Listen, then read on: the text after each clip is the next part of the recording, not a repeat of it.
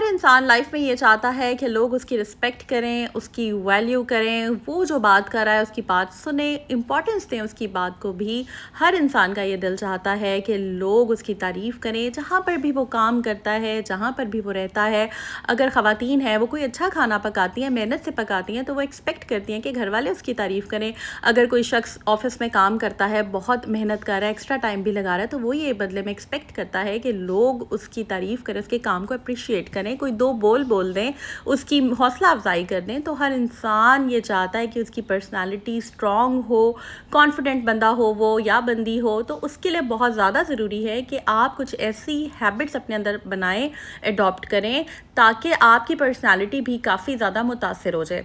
बहुत सारे लोग ब्लेस्ड होते हैं, वो बाय बर्थ ही कॉन्फिडेंट होते हैं, टाइम के साथ साथ या उनको एनवायरनमेंट ऐसा मिला होता है, उनकी ब्रॉटअप ऐसी हुई होती है कि उनमें कॉन्फिडेंस होता है, उनकी पर्सनालिटी ज़बरदस्त होती है। लेकिन बहुत सारे लोग ऐसे होते हैं जिनको थोड़ी सी अगर वो एफर्ट कर लेना तो वो अपने आप को इस खूबसूरत पर्सनालिटी का मालिक बना सकते हैं। तो वो कौन सी एफर्ट्स करनी है, वो कौन सी ऐसी 11 आदत हैं, वो कौन सी ऐसी हैबिट्स हैं, आज के व्लॉग में आप लोगों के साथ शेयर करूंगी। So let's get started. अस्सलाम वालेकुम and welcome back to Home Maker. जी हाँ, अगर आपने अभी तक मेरा चैनल सब्सक्राइब नहीं किया हुआ ना, तो ज़रा जल्दी से कर दे और बेल आइकन पे क्लिक कीजिएगा ताकि आपको मेरे वीडियोस के लेटेस्ट नोटिफिकेशन आ जाया करें। जब भी कभी आप कमेंट करते हैं ना कि आप भी हमने अभी ज्वाइन किया, मुझे बहुत खुशी मिलती है, मैं सभी को रिप्लाई करती हूँ। और जब आप लाइक करते हैं ना तो मुझे बहुत, तो बस लाइक कर दें, सब्सक्राइब कर दें और बेल पे क्लिक कर दें ताकि आपको मेरे वीडियोस के नोटिफिकेशन आ जाएं। और चलते हैं हम अपने पॉइंट नंबर 1 की तरफ। तो पॉइंट नंबर 1 ये है कि आप ख़ुद एतमादी पैदा करें, अपने ऊपर एतमाद रखें। जब आप अपने काम या अपने फ़ैसलों पर यकीन रखते हैं ना, तो लोग आपकी राय की इज़्ज़त करते हैं। अगर आपको किसी भी बात पर यकीन ना हो तो ख़ुद को ये याद दिलाएं कि आपकी सलाहियतें आपके साथ हैं। अब इसका तरीका मैं आपको बताती हूँ, आपने करना कैसे है। रोज़ाना आपने ख़ुद से कहना है कि मैं कर सकता हूँ या मैं कर सकती हूँ, और अपनी कामयाबियों पर फ़ख्र करें। हम अक्सर ऐसा होता है कि हम अगर कोई अच्छा काम करते हैं ना, या अगर कोई प्राउड मोमेंट होता है हमारे लिए, तो हम थोड़ा सा झिझकते हैं, हम पूरी तरह से अप्रिसिएशन लेते हुए शर्मा रहे होते हैं। अगर कोई हमारी तारीफ़ करे, हम कहते हैं, या अगर हमें कोई कह दे तुम बहुत अच्छी लग रही हो, तो हम आगे से अक्सर ख़वातीन को मैंने ये देखा है कि नहीं सही बताएं, उनको ट्रस्ट नहीं होता, कॉम्प्लीमेंट वो प्रॉपरली नहीं लेती हैं। अगर आपकी कोई तारीफ़ करता है या आपको कहता है कि आप अच्छी लग रही हैं, या आपने अच्छा सूट पहना है, या आप अच्छे से बात कर रही हैं, तो उस कॉम्प्लीमेंट को एक्सेप्ट करें, थैंक यू बोले प्यार से, बजाय इसके कि ये कहें ओ नहीं कैसी बातें कर रही हैं आप, ये कहाँ अच्छा लग रहा है, ये तो 4 साल पुराना सूट है, या फिर मैं कहाँ अच्छी लग रही हूँ, आप मजाक कर रही हैं। इस तरह की अक्सर ख़वातीन उस चीज़ को टाल देती हैं। तो अपने अंदर कॉन्फिडेंस पैदा करें और कॉम्प्लीमेंट लेना सीखें, अपने ऊपर फ़ख्र करना सीखें, जो भी आपके अंदर अच्छी बात है। नेक्स्ट इंपॉर्टेंट पॉइंट ये है कि आप अपनी ख़ुद की पहचान बनाएं। आपको अपने आप से ज़्यादा मोहब्बत करनी चाहिए। लेकिन लोगों का ज़ाहिर है, हम जो हमारे लव्ड वंस हैं, जो हमारे प्यारे हैं, जो हमारी इमीडिएट फैमिली से तो हम प्यार करते हैं, लेकिन सबको प्यार करते करते, सबके काम करते करते, जिम्मेदारियां निभाते निभाते हम खुद को भूल जाते हैं, खुद से मोहब्बत करना। इसलिए मैं आपको बार बार कहती हूँ कि self love is very important. जब आप अपनी वैल्यू समझते हैं ना, अपने आप को वैल्यू देते हैं, तो दूसरे भी आपको इज़्ज़त देते हैं। तो इसका मैं आपको एग्जांपल देती हूँ, तरीक़ेकार बता देती हूँ कि आपने क्या करना है, किस तरह से आपने अपने आप को रिस्पेक्ट देनी है, वैल्यू देनी है। आप हर दिन अपने आप से ये कहना स्टार्ट कर दें कि मैं अपनी वर्थ को समझती हूँ और अपनी ज़रूरत और हक़ को पहचानती हूँ। ठीक है, अपने आप को पॉजिटिव सेंटेंसेस ज़रूर कहा करें, कुछ ना कुछ शीशे में खड़े होकर अपनी आप को ये चीज़ खुद से, क्योंकि किसी ने आके आपको नहीं कहना कि मैं आपकी वर्थ को समझता हूँ, आप मेरे लिए बहुत वैल्यूएबल हैं, आप बहुत मेरे लिए काबिल इज़्ज़त और एहतराम है। बहुत सारे लोगों को कहते भी होंगे, लेकिन बहुत रेयर सिनेरियोज़ हैं। और जिनको ये अप्रिसिएशन मिलती है ना, उन लोगों को मैं ये कहूँगी कि उन लोगों की इज़्ज़त ज़रूर करें, उन लोगों की रिस्पेक्ट ज़रूर करें। खैर, हमें रिस्पेक्ट तो सभी की करनी चाहिए, लेकिन ऐसे लोगों की जो दिल बड़ा करके, दिल खोल के तारीफ़ करते हैं, आपको हौसला अफजाई देते हैं, उनकी इज़्ज़त ज़रूर करें, उनसे बहुत प्यार करें और उनका ख्याल रखें। लेकिन आजकल मैंने देखा है कि बहुत रेयर सिनेरियोज़ होते हैं कि कोई किसी की तारीफ़ करे, आपसे आपका जो भी काम होता है वो ले लिया जाता है, लेकिन इन रिटर्न आपको अप्रिसिएशन के 2 बोल नहीं बोले जाते। सिर्फ इसलिए अक्सर ऐसे भी होता है कि, तो इसलिए ना बहुत ही ज़्यादा ज़रूरी है कि आप खुद ही अपनी वैल्यू करें, खुद ही अपने आप को रिस्पेक्ट दें। और अगर कोई कर देता है 100 बिस्मिल्लाह, अगर कोई नहीं करता तो कोई बात नहीं, ठीक है, वो पता नहीं किन अपने मसाइल में होगा, इसलिए आप जो है ना मत एक्सपेक्ट किया करें। तो ये हमारा था जी सेकंड पॉइंट। थर्ड पॉइंट की तरफ चलते हैं कि लाइफ में ना आपको पॉजिटिव सोच अपनानी है। अगर आप हर मुश्किल को एक नई अपॉर्चुनिटी समझकर उसके ऊपर काम करेंगे ना, तो आपकी शख्सियत बहुत ज़्यादा स्ट्रॉन्ग हो जाएगी। अब मैं आपको इसका तरीका बताती हूँ कि आपने क्या करना है। आपने हर दिन अपने दिमाग में ना पॉजिटिव थॉट्स को डालना है। कोई भी पॉजिटिव थॉट्स हो सकती हैं, और नेगेटिव चीज़ें जो भी आपके आसपास हैं, जो भी आपकी सराउंडिंग में है, या आपके माइंड के अंदर गुच्छे बने हुए हैं नेगेटिव चीज़ों के, या जो पास्ट आपके बिटर एक्सपीरियंस कड़वे एक्सपीरियंसेस हैं आपके, आपने उनको निकालना है। पॉजिटिव सोचों को डालना है कि आप जो भी आप अच्छा काम कर रही हैं, आपकी फैमिली आपके साथ है, आप अपने बच्चों को देखें, उनकी खातिर मैं कभी कभी कहती हूँ कि यार बच्चों का क्या कसूर होता है। आपके जो भी माइंड में चीज़ें चल रही होती हैं उनमें बच्चों का कोई कसूर नहीं होता। तो बच्चों को हमेशा प्यार, शफ़क़त, मोहब्बत देनी चाहिए, और जो भी आपके अपने पर्सनल मसले मसाइल हैं ना, उनको आपको सुलझा देना चाहिए। और सुलझाने का तरीका ही बताया है आपको मैंने कि आपने पॉजिटिव चीज़ों को अपनाना है और नेगेटिव चीज़ों को जहन से बाहर निकाल देना है। नेक्स्ट इंपॉर्टेंट पॉइंट है कि अपने जज्बात को समझना है आपने। अक्सर ऐसे होता है कि ख़वातीन के जो भी जज्बात होते हैं, अक्सर घरानों में ऐसे होता है कि जो भी वो सोच रही हैं उनकी इमोशनल फीलिंग्स को इम्पोर्टेंस नहीं दी जाती है। लेकिन आपने क्या करना है कि आपने अपने जज्बात को समझना है, क्योंकि जब आप अपने जज्बात को समझते हैं, अपने इमोशंस को रिस्पेक्ट देते हैं, उनको अंडरस्टैंड करने की कोशिश करते हैं, तो आप अपने ऊपर प्रॉपर्ली कंट्रोल कर पाते हैं। आपको इमोशनल मैच्योरिटी आपके अंदर आ जाती है। तो इसका तरीक़ेकार ये है कि अगर आपको गुस्सा आता है ना, तो पहले आपने थोड़ा सा सोचना है, ठीक है। वैसे भी गुस्सा हराम है, तो कोशिश करें पानी पी लें और थोड़ा सा सोचें, ठीक है। जब आप सोचते हैं ना, और आपने सिर्फ वो मोमेंट गुजारना होता है जिसमें आपका गुस्सा पीक पे आया होता है। थोड़ा ठहर जाएं, थोड़ा सब्र करें, थोड़ा पानी पी लें, और जब आप ऐसा करते हैं तो आपका गुस्सा एकदम मरकरी का जो पारा होता है ना थर्मामीटर का, वो एकदम जैसे नीचे आता है वैसे आ जाएगा। तो इस तरह से क्या होगा कि आप एक स्ट्रॉन्ग और कंपोज्ड पर्सनालिटी के मालिक बन जाएंगे। यहाँ तक अगर आपने मेरा ब्लॉग देख लिया है तो चैनल सब्सक्राइब ज़रूर कर दें और बेल पे क्लिक ज़रूर करना है। और बातों बातों में देखें हमारा लहसुन अदरक का जो पेस्ट है, खैर अदरक तो नहीं, इसमें मैंने लहसुन डाला, अदरक का मैं अलग से बनाती हूँ क्योंकि समटाइम्स कुछ चीज़ों में लहसुन डलता है और कुछ में नहीं डलता।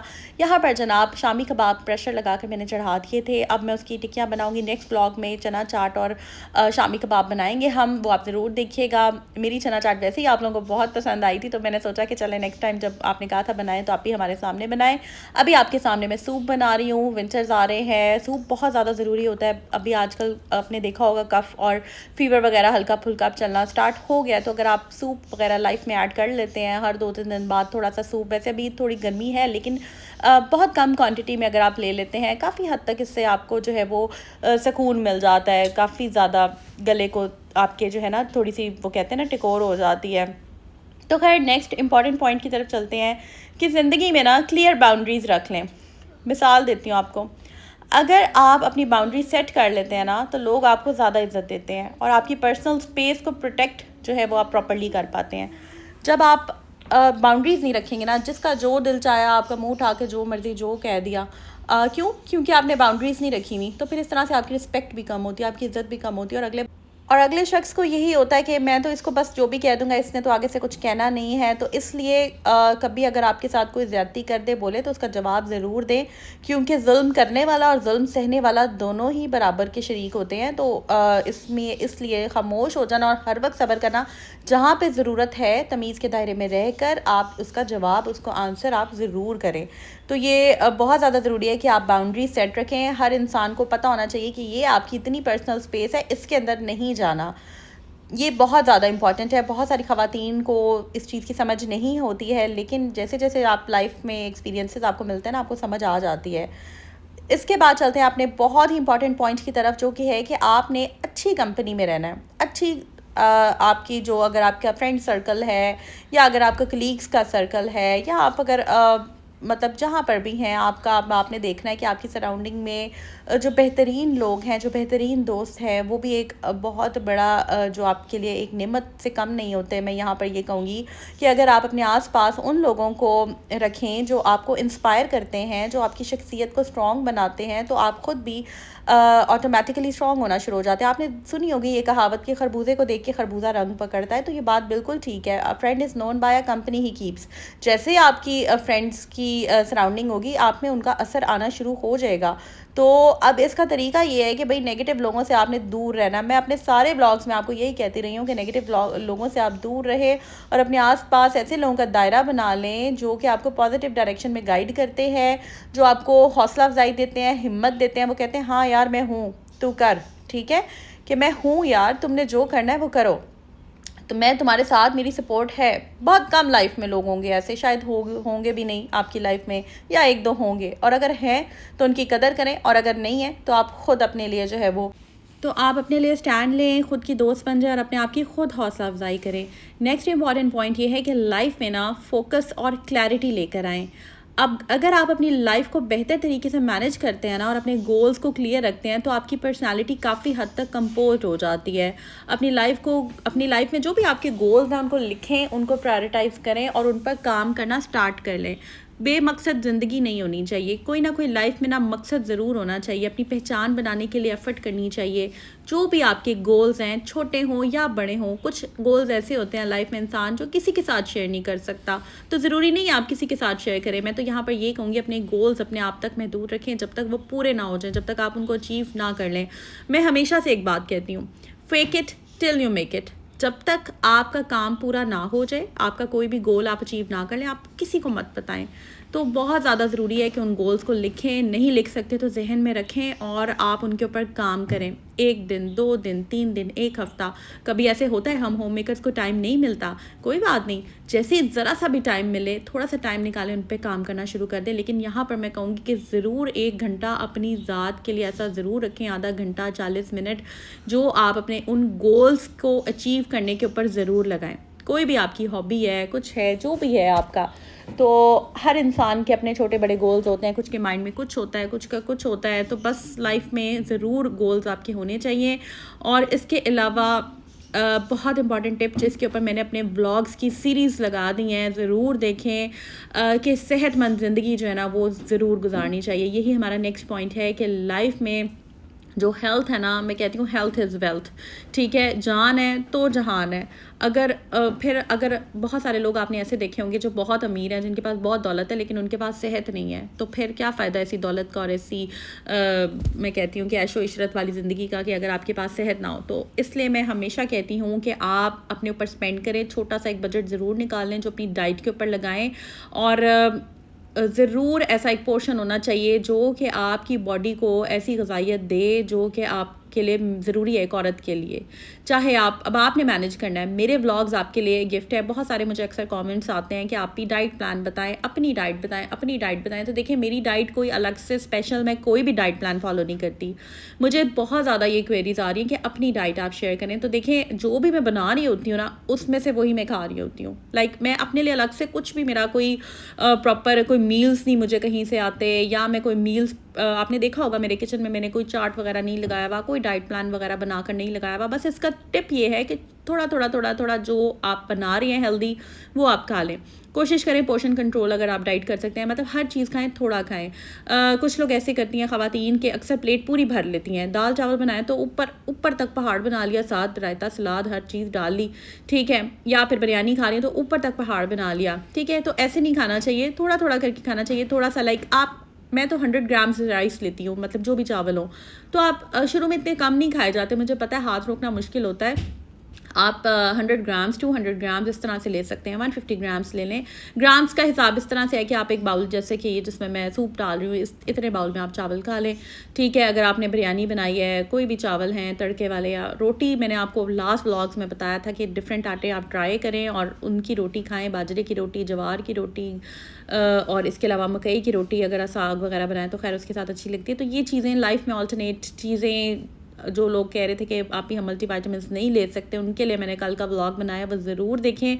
जो लोग महंगे महंगे ब्रांड्स की मल्टीविटामिन्स अफोर्ड नहीं कर सकते, अक्सर लोग डिफरेंट व्लॉग्स में देखते हैं एक्सपेंसिव मल्टीविटामिन्स, सेंट्रम हो गई या फिर और बाहर की, और फिर आकर मुझे बताते हैं कि आप ही हम नहीं बाय कर सकते। तो देखें, ज़रूरी नहीं है कि जो ब्लॉगर एक्सपेंसिव मल्टीविटामिन्स ले रहा है वो आप ले सकते हैं या आप वही बाय करें। इसलिए मैं आप लोगों को ऑल्टरनेट बताती हूँ कि मेरी वो ऑडियंस जो इतना अफोर्ड नहीं कर सकती है, वो मेरे व्लॉग्स के थ्रू कहीं कुछ ना कुछ उनका फ़ायदा हो जाए, उनको भी वो चीज़ें मिल जाएं जो ज़रूरी हैं उनके लिए, और उनके इतने पैसे भी ना लगें। तो मेरी सीरीज़ जो 30+, 40+, 25+ ख़वातीन के लिए, लड़कियों के लिए ज़रूरी है, इवन टीनेजर्स भी वो बहुत शौक से देख रही हैं। आप ज़रूर देखिएगा लास्ट 3 व्लॉग्स, आपको टाइटल से आइडिया हो जाएगा। तो यहाँ पर मुझे इस टॉपिक की काफ़ी रिक्वेस्ट आ रही थी, तो मैंने सोचा कि चलें आज आपके साथ ये डिस्कस कर लेते हैं। रस यहाँ पर वैसे तो मैं जावा बेकरी के यूज़ करती हूँ, बस ये कभी कभी ना आपको कुछ चीज़ों से काम ही चलाना पड़ता है। तो ये डॉन के पर्सनली मुझे बिल्कुल पसंद नहीं है, लेकिन बस इनको अब इस्तेमाल करना है, क्योंकि हमारे यहाँ पे जहाँ से जावा बेकरी के रस मिलते थे ना, वो बेकरी ख़त्म हो गई। अब वो काफ़ी दूर लाहौर के किसी और कॉर्नर में ओरिजिनल बेकरी है, वहाँ से जाकर लाने पड़ेंगे। तो खैर इतनी दूर कौन जाए, लेकिन अब देखते हैं। जलाल सन्स के भी मुझे पसंद नहीं है, मुझे बहुत मुश्किल से यार कोई चीज़ पसंद आती है। तो खैर एनीवेज़ यहाँ पर अपने अब टॉपिक को मैं कंक्लूड करूँगी कि अपनी रिस्पेक्ट करें, अपने आप को प्यार दें, अपनी वैल्यू खुद करें अगर आप चाहते हैं कि लोग करें। आई होप ये ब्लॉग अच्छा लगा होगा। लाइक ज़रूर कर दें, सब्सक्राइब कर दें, बेल पे क्लिक करें। टेक केयर, अल्लाह हाफिज़।